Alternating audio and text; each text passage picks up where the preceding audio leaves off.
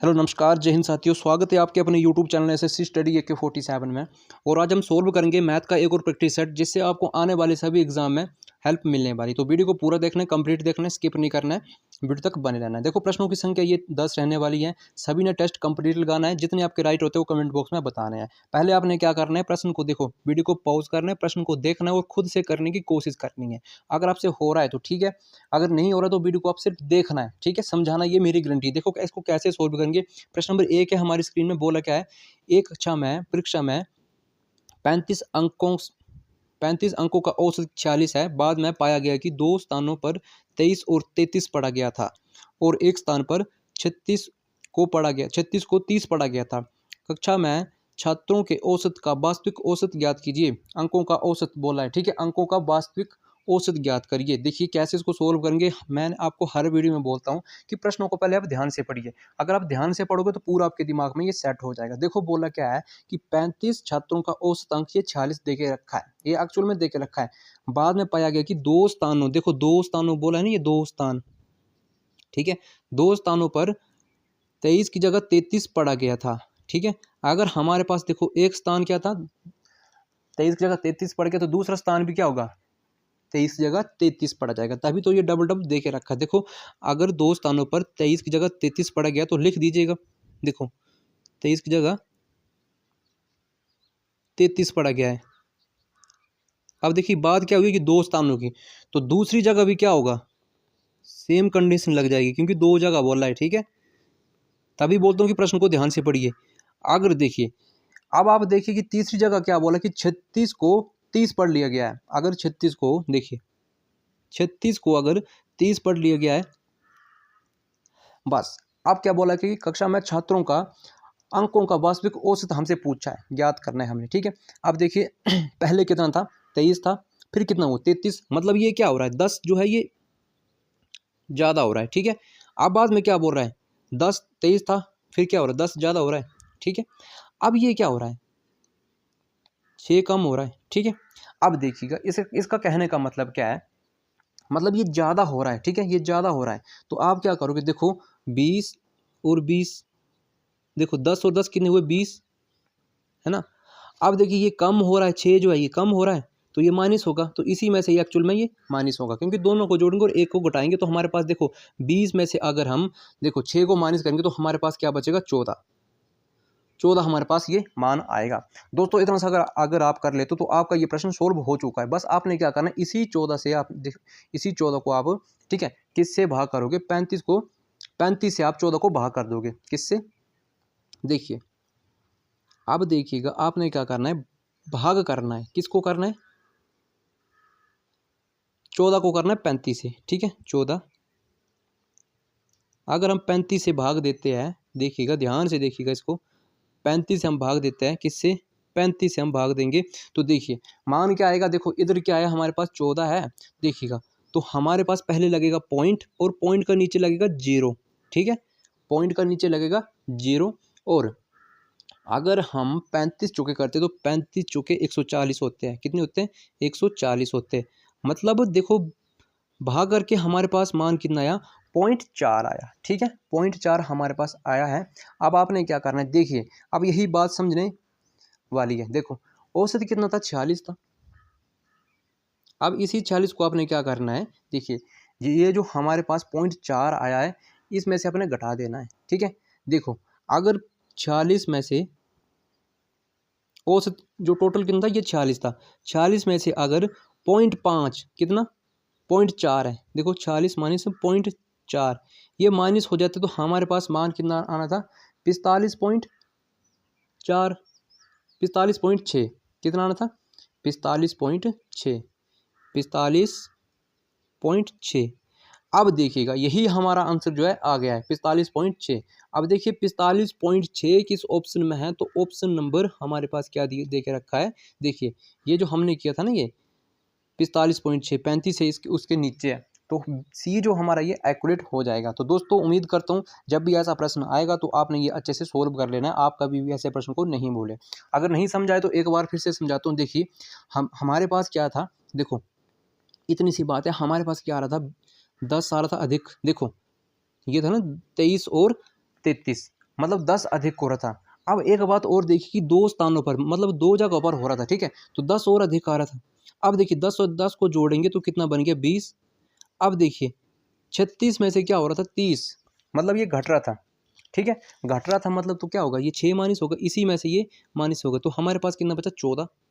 अब बस इसी 14 को हमने भाग देना है, किससे देना है? जो छात्र थे, टोटल छात्र हमारे पास कितने थे? 35 थे। 35 हमारे पास छात्र थे। तो देखिए अगर हम देखो 35 बड़ा है, 14 छोटा है। जब भी आप बड़े को छोटे से भाग देते तो आप क्या करोगे, पहले पॉइंट लगाओगे और उसके आगे क्या, पॉइंट का 0 लगा देते हो, ठीक है? अब देखिए 35 के टेबल में 140 कितनी बार में आता है? तो 35 चौके 140 4 बार में आता है, ठीक है? 4 बार में ये पूरा का पूरा ये भाग हो चुका है, ठीक है? पूरा का पूरा ये भाग हो चुका है। तो हमारे पास कितना मान आया? 0.4। अब देखिए 0.4 आया हमारे पास, ये मान आया, तो इसी को हमने क्या करना है, ये 46 था ना हमारे पास औसत, कुल औसत हमें दे के रखा था, इसमें से माइनस करना है। अगर 46 में से हम 0.4 को माइनस करते हैं, घटाते हैं, तो हमारे पास मान कितना रहेगा? 45.6। तो दोस्तों उम्मीद करता हूँ जब भी ऐसा प्रश्न आएगा तो आपने ये सोल्व करना। देखो आपने क्या करना है, घबराना नहीं है, बस देखना है। जितना ये देखो टफ नहीं है, जितना देखने में ये आपको हार्ड लग रहा है उतना हार्ड नहीं है, बहुत आसान सा ये प्रश्न है। बस आपने क्या करना है, एसएससी स्टडी AK47 के यूट्यूब को चैनल को आपने सब्सक्राइब करना है। बाकी आपने मैथ की चिंता नहीं करनी है, आप अच्छे से सोल्व करोगे। बस आपने सिर्फ वीडियो को देखना होता है, बाकी कुछ नहीं करना होता है। देखिए प्रश्न नंबर 2 क्या है, यदि एक रेलगाड़ी 75 किलोमीटर प्रति घंटा की चाल से चलती है तो ये एक निश्चित दूरी को 12 घंटे में तय करती है। यात्रा के समय को वास्तविक समय में 3 घंटा कम करने के लिए रेलगाड़ी को किस चाल पर चलना चाहिए? देखो सिंपल सा प्रश्न है, आसान सा प्रश्न है। अगर आपको नहीं आता है तो आपने सिर्फ देखना है। देखो कंडीशन को सेटिस्फाइड करेंगे, बाकी कुछ नहीं करेंगे, ठीक है? देखो पेन को चेंज करते ताकि समझने में आपको आसानी मिल सके। देखिए प्रश्न को सेल हम बताएंगे कि एक रेलगाड़ी कितने में चल रही है, 75 किलोमीटर की चाल से चलती है। ये कार दो निश्चित दूरी कितनी है, देखो दूरी जो है ये 12 घंटे में तय कर रही है, ठीक है? दूरी 75 किलोमीटर बोली प्रति घंटे की चाल से, ठीक है? और वास्तविक समय में ये 3 घंटा कम करने के लिए, देखो घंटे कम करने की बात की तो रेलगाड़ी की चाल पर चलना चाहिए, ठीक है? किस चाल पर चलना चाहिए? तो देखो आपको एक फार्मूला पता होना चाहिए कि चाल क्या होती है। चाल क्या होती है? तो दूरी बटे समय होती है। देखो चाल क्या होती है, ये होती है दूरी बटे समय। और दूरी क्या होती है? चाल गुणे समय। दूरी क्या होती है? देखो ध्यान से सुनो, दूरी क्या होती है? चाल गुणे समय। हम हमारे पास देखो दूरी कितनी दे के रखी है, देखो दूरी है ना 75 किलोमीटर प्रति घंटा, ये हमारे पास दूरी है। तो मैंने दूरी का फार्मूला क्या होता है आपको? चाल गुणे समय। तो देखिए हमारे पास दूरी कितनी है, ये है 75, ठीक है? चाल हमारे पास कितनी है? देखो 12 घंटे है। समय हम टाइम हमारे पास कितना है? ये है 12 घंटे। तो देखिए 12 घंटे। अब देखिए और क्या बोला कि 3 घंटे कम करने पर रेलगाड़ी की किस चाल पर चलना चाहिए। अगर हमारे पास पहले 12 घंटे थे, ठीक है? तो अगर हमने 12 में से 3 माइनस किए तो कितना बचा? 9 घंटे बचे। बस इतना सा प्रश्न है, सोल्व कर दीजिए। बस 3 से काट दीजिए, 3 तिये 9 और 3 चौके 12। अब 3 की टेबल में 75 आता है 25 बार में, 25 तिये 75 और 25 चौके 100। अब देखिए 100 किलोमीटर प्रति घंटा जो है ये हमारा आंसर आ चुका है, 100 किलोमीटर प्रति घंटा। तो देखिए किस ऑप्शन में है, तो ऑप्शन नंबर बी में हमें ये देखने को मिल गया है। ऑप्शन नंबर बी हमारा राइट हो जाएगा। तो दोस्तों उम्मीद करता हूँ ये प्रश्न भी आपको अच्छे से समझ आ गया है। तो वीडियो को पूरा देखना है, कंप्लीट देखना है, सभी ने टेस्ट के तौर पर लगाना है। मैथ से डरना नहीं है, डरने वाली बात कुछ नहीं होती है, बस आसान होता है। मैथ्स में मस्ती होती है, बाकी कुछ नहीं होता है। आप चाहे किसी भी एग्जाम की तैयारी कर रहे हो, आपके लिए सेशन बहुत ही हेल्पफुल रहने वाला है। बस आपने क्या करना है, चैनल को सब्सक्राइब करना है और बेल आइकन को प्रेस करना है, ताकि मैं जितनी भी इंपॉर्टेंट वीडियो डालूंगा उन तक जो है आपकी ये नोटिफिकेशन पहुंच सके। तो जितने भी आपके भाई बंधु एग्ज़ाम की तैयारी कर रहे हैं, किसी भी एग्ज़ाम की तैयारी कर रहे हैं, तो चैनल से जोड़िए, चैनल को आप शेयर करिए और वीडियो को लाइक करिए। देखिए प्रश्न नंबर 3 को देखते हैं। प्रश्न नंबर 3 क्या है? 14 मीटर लंबे और 8 मीटर चौड़े आयताकार पार्क के चारों ओर 1 मीटर चौड़ा रास्ता है, तो रास्ते का क्षेत्रफल कितना है? देखो इंपॉर्टेंट प्रश्न है, कैसे इसको सोल्व करेंगे। देखो बोला क्या है कि 14 मीटर लंबे और 8 मीटर चौड़े आयताकार पार्क के चारों ओर 1 मीटर चौड़ा रास्ता बनाया जाए, तो रास्ते का क्षेत्रफल कितना होगा? देखो पहले आयताकार बोले तो आयत बनाते हैं पहले, ठीक है? पहले हम देखते हैं आयत। तो आयत किस तरह का होता है? ये होता है आयत। माना कि हमारे पास ये आयत है, ठीक है? और बोला कि उसके चारों ओर बोला है ना, अगर उसके चारों ओर 1 मीटर चौड़ा रास्ता बनाया जाता है तो किस तरह से, देखो चारों ओर रास्ता, देखो अब इसकी क्या बोली है, देखो दोबारा से बनाता हूँ थोड़ा समझाने के लिए आपको।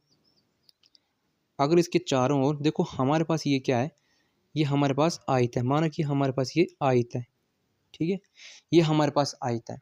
अब इसकी क्या बोली है, देखो आयत की क्या बोली, 14 मीटर लंबे और 8 मीटर चौड़े, मतलब ये 14 मीटर लंबा है और 8 मीटर ये चौड़ा है, ठीक है।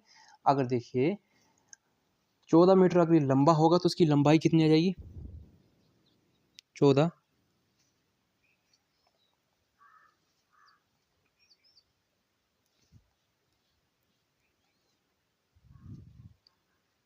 14, ठीक है, और 8 मीटर क्या होगा, ये चौड़ा होगा, मतलब इधर से क्या होगा, चौड़ा जो 8 मीटर और लंबा क्या होगा, ये 14 मीटर होगा, ठीक है। अब देखिएगा ध्यान से इसको देखिएगा, अगर पार्क के चारों ओर, मतलब चारों ओर रास्ता बनाया जाता है तो चारों ओर रास्ता कैसे जाएगा, ऐसे, माना कि ऐसे रास्ता बना, ठीक है, ऐसे करके रास्ता बनेगा, ठीक है। अब देखिएगा इसमें बोला क्या है कि 1 मीटर चौड़ा, तो 1 मीटर चौड़ा रास्ता इधर से भी एक आएगा, ठीक है, और इधर से भी एक, और इधर से भी एक, और इधर से भी एक, ठीक है। अब आपको पता है कि आयत का क्षेत्रफल क्या होता है, तो आयत का क्षेत्रफल क्या होता है, ठीक है, लंबाई गुणा चौड़ाई, यही होता है, ठीक है। पहले आपने क्या करना है, लंबाई गुणा चौड़ाई करनी है, ठीक है। हमारे पास लंबाई कितनी दे के रखी है, ये देखो 14 मीटर है, ठीक है, ध्यान से इसको देखिएगा। अगर हमारे पास पहले देखिए हम आयत कितना था, ये आयत था, ठीक है, और इसकी लंबाई कितनी थी, ये थी 14 और चौड़ाई थी 8, ठीक है। अब इसके चारों ओर रास्ता बनाया गया था, ऐसे करके रास्ता बनाया गया था, इसके चारों ओर रास्ता बनाया गया था इस तरह से, ठीक है। अब देखिए 1 मीटर ये इधर होगा, देखो एक इधर और एक इधर, एक इधर, ठीक है। देखो आयत का क्षेत्रफल क्या होता है, लंबाई गुणा चौड़ाई, ठीक है। देखो अगर लंबाई गुणा चौड़ाई, तो लंबाई गुणा चौड़ाई का, तो लंबाई हमारे पास 14 है और चौड़ाई कितनी है, ये 8, ठीक है। तो 12 8 कितने होते हैं, 14 8 कितने होते हैं, 112। अब देखिएगा, अब देखो बोला कि 1 मीटर चौड़ा रास्ता बनाया जाता है, अगर 1 मीटर चौड़ा रास्ता बनाया गया तो देखो पहले हमारी, देखो 1 मीटर, पहले 14 थी ना, ये 14 थी, अब 1 मीटर ये वाला और 1 मीटर ये वाला, ठीक है, 1 मीटर ये वाला, ठीक है। ये क्या होगा, ये जुड़ जाएगा किसमें, लंबाई में, तो ये बन गया 16, और दूसरा वाला भी जुड़ जाएगा तो ये बन जाएगा 10, इसको भी आपने देखो ये 112 है, ठीक है।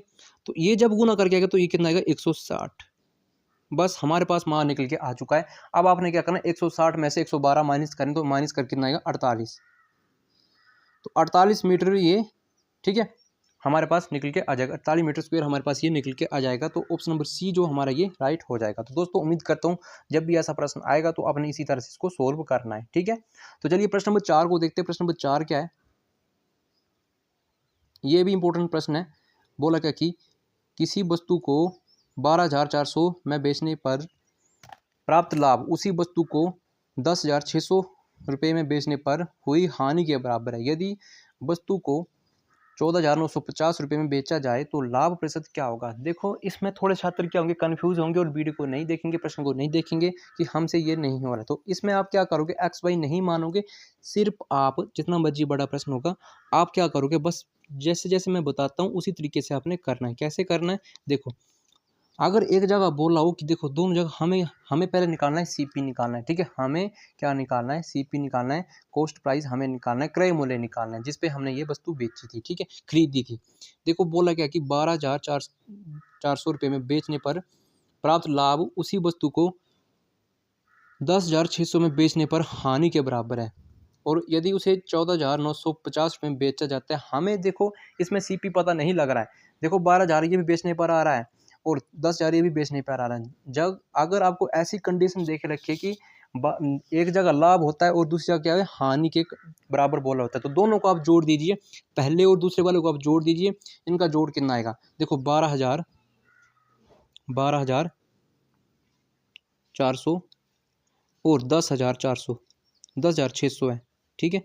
इसको अगर आप जोड़ देते हो तो हमारे पास ये जोड़ के कितना आता है इसका, देखो इसका जोड़ कितना आएगा 12,000 और 10,600। तो इसको हम जोड़ेंगे 0 0 6 4 10 हासिल 1 3 और 2 23,000। अब दोनों को जोड़ेंगे तो 2 से डिवाइड करेंगे और दोनों को जोड़ेंगे 2 से डिवाइड कर देना आपने, ठीक है। 23,000 2 से अगर डिवाइड करेंगे तो हमें 2 से भाग करके कितना आएगा, देखो 11,500 आएगा। कितना आएगा 11,500। अब देखिए हमें ये 11,500 क्या है, ये सीपी आ गया है। क्या आया हमारे सीपी, मतलब क्रय मूल्य ऐसे निकलेगा आपका, ठीक है। क्रय मूल्य आपके पास निकल के ये आ चुका है।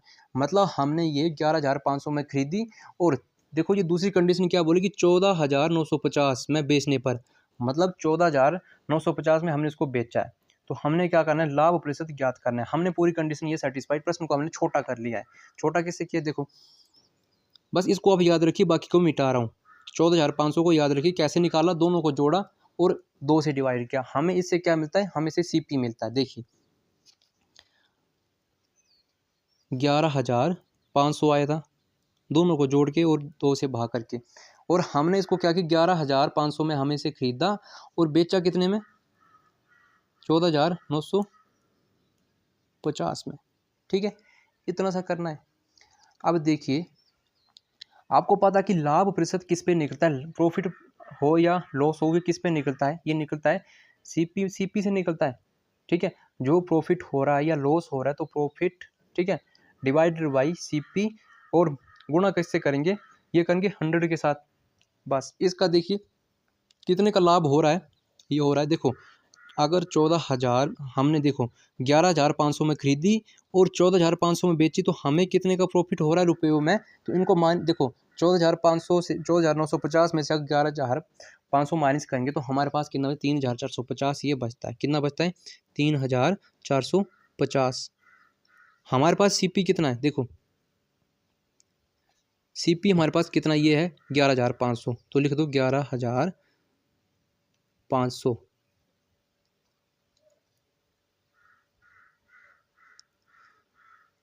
और गुना किससे करेंगे अब 100 के साथ, क्योंकि खुद में कितना होता है ये 100 होता है प्रतिशत। देखिए 2 शून्य से ये 2 शून्य कैंसिल आउट हो गई है। अब हमारे पास कितना बचा 3,450 और डिवाइडेड बाई 15, 115।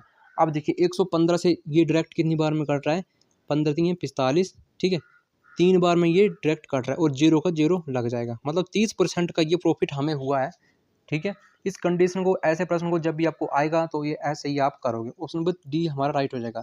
तो दोस्तों इतना सा टाइम आपको समझाने में लगा है, जब आप इसको खुद से करोगे तो मात्र 2 सेकंड में इसको कर लेना है, ठीक है। चलिए प्रश्न नंबर 4 को प्रश्न नंबर 5 को देखते हैं। प्रश्न नंबर 5 क्या है, ये भी छोटा सा प्रश्न है। बोला क्या कि 2 4 6 के चतुर्थ अनुपाती और 3 देखो 4 8 के तृतीय अनुपाती का अनुपात ज्ञात कीजिए।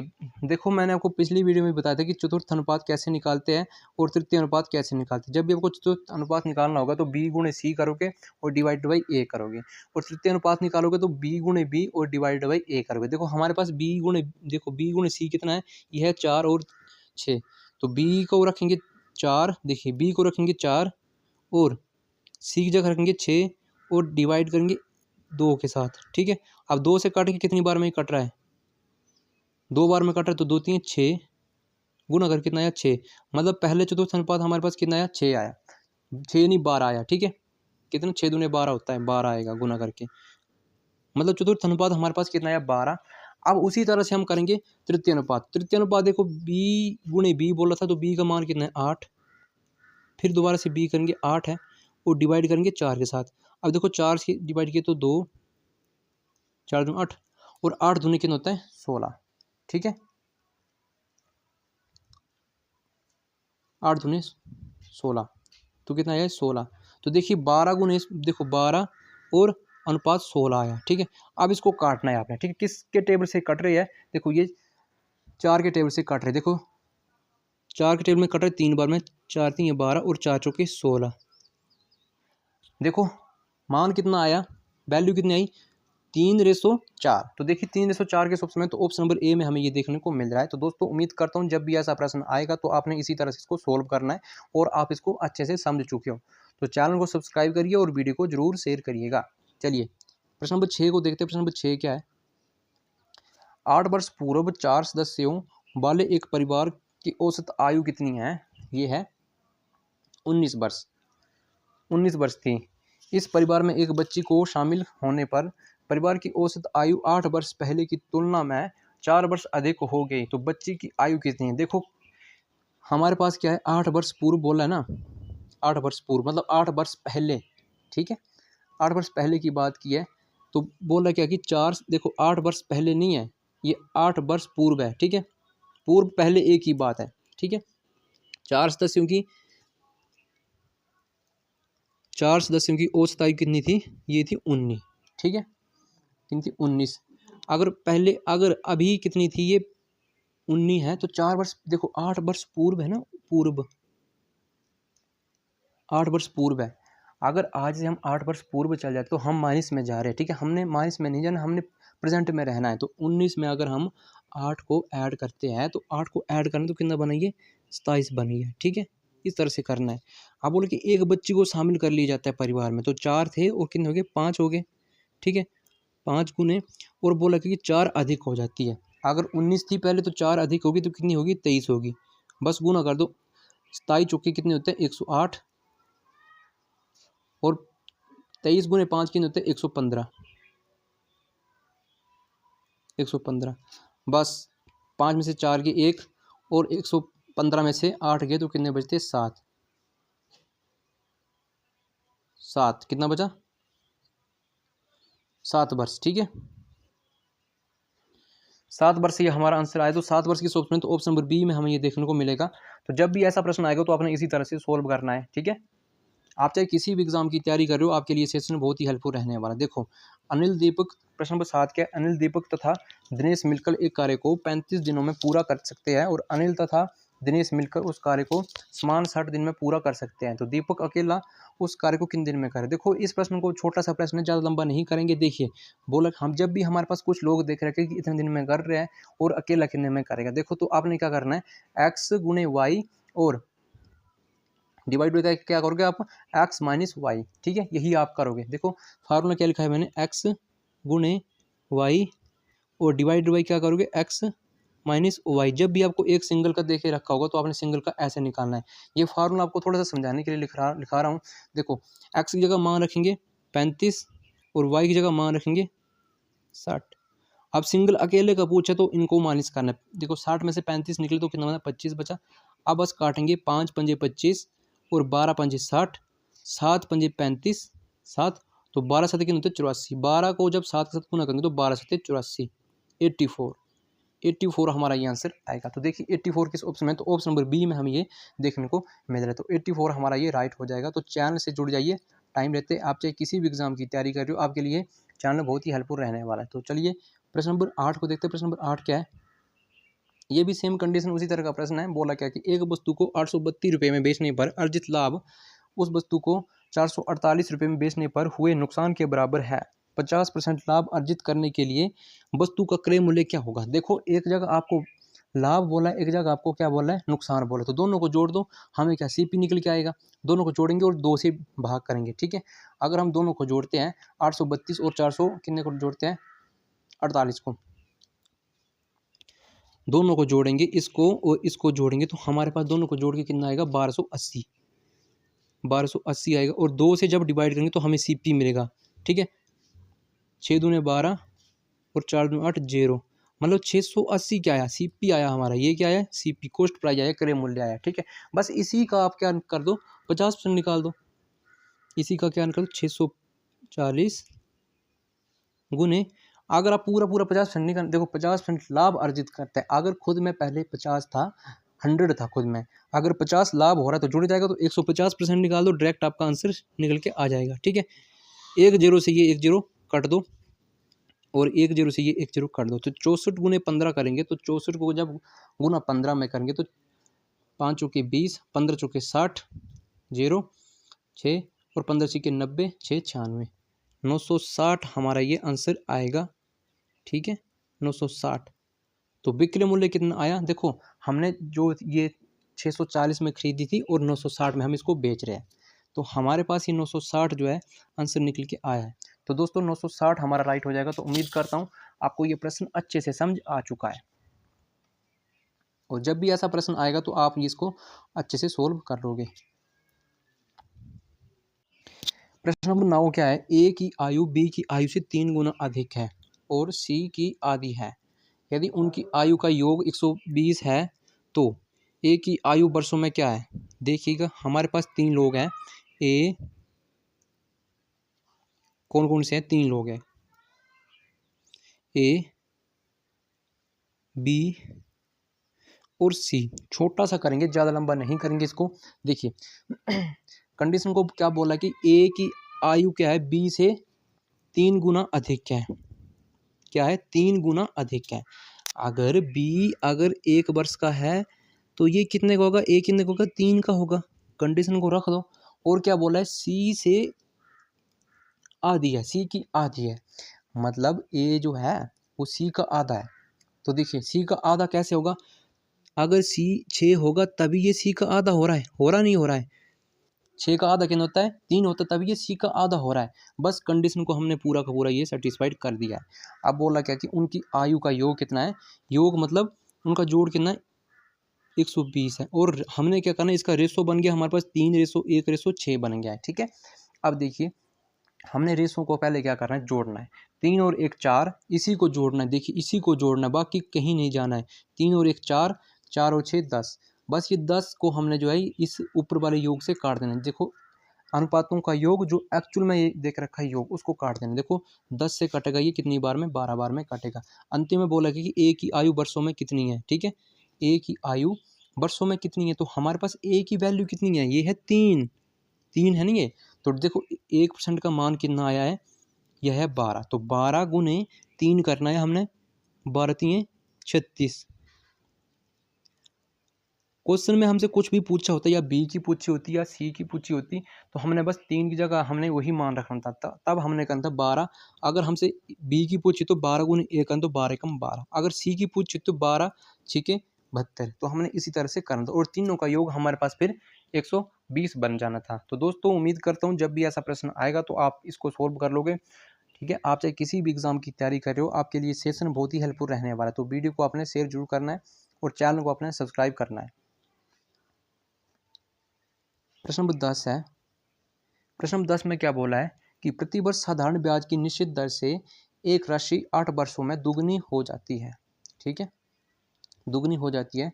तो ज्ञात कीजिए वह राशि साधारण ब्याज की समान दर से 4 गुना हो जाएगी। देखो जब भी आपको ऐसा प्रश्न आएगा तो आपने क्या करना है? देखो एक साधारण वर्ष में निश्चित राशि जो है ये दुगनी हो जाती है। दुगनी हो रही है ना? देखो अगर वह, देखिए दुगनी हो रही है ना, अगर मानो कि पहले वर्ष वो कितनी थी? बोले कि प्रति वर्ष साधारण ब्याज की दर से वो एक वर्ष में 8 वर्षों में वो दुगनी हो रही। तो देखो पहले वर्षों में अगर वो 100 थी, ठीक है, और 8 वर्षों में क्या हो रही? दुगनी हो रही है। दुगनी तो 8 100 का दुगना कितना होगा? 200 होगा। ये देखो ब्याज कितने का बन रहा है? ये 100 का ब्याज बन रहा है। ठीक है, कितने वर्षों में बन रहा है? ये 8 वर्षों में बन रहा है। ठीक है, 8 वर्षों में बन रहा है। कितने का ब्याज बन रहा है? ठीक है, ये 100 मतलब 100 अधिक हो रहा है। ठीक है, अब कंडीशन वही रख दो कि वह अवधि का वो 4 गुना हो जाएगी। साधारण ब्याज की 4 गुना हो जाएगी। 4 गुना हो जाएगी। ठीक है, 4 गुना हो रही है, मतलब पहले 100 थी, ठीक है, और 4 गुना हो रही, तो देखो कितना हो जाएगा? ये 400। ठीक है, तो देखो कितना ये अधिक हो रहा है, कितना ये अधिक हो रहा है? 300 अधिक हो रहा है। ठीक है, मतलब 300 ज़्यादा बढ़ रहा है। ठीक है ना, पहले कितना था? 100। अगर वह 100, देखो हमें बोला क्या है कि प्रतिवर्ष साधारण ब्याज, अगर वह 100 रुपये, ठीक है ना, 100 रुपये अगर वो 8 वर्ष में ले रहा है तो वो 300 रुपये कितने वर्षों में लेगा? तो 100 का आप 3 गुना कर दो तो कितना होता है? 100 का 3 गुना 300 होता है। तो 3 को गुना कर दो 8 से, 8 3 24। बस यही तो आंसर आना था, 24 वर्ष। अगर वह 100 ब्याज दे रही है कितने? 8 वर्ष में। ठीक है, तो 300 कितने में देगी? तो 24। सिंपल सी बात है, बस इसको आप ऐसे सोल्व करोगे। तो दोस्तों उम्मीद करता हूँ आप इस प्रश्न को अच्छे से समझ गए हो। वीडियो को आप जो है शेयर जरूर करोगे। तो मिलते अगले दिन किसी अच्छे से कंटेंट में। अगर रिस्पॉन्स अच्छा रहा तो अब के लिए बेहतरीन से बेहतरीन कंटेंट लाने की कोशिश करेंगे। जय हिंद, जय भारत, वंदे मातरम।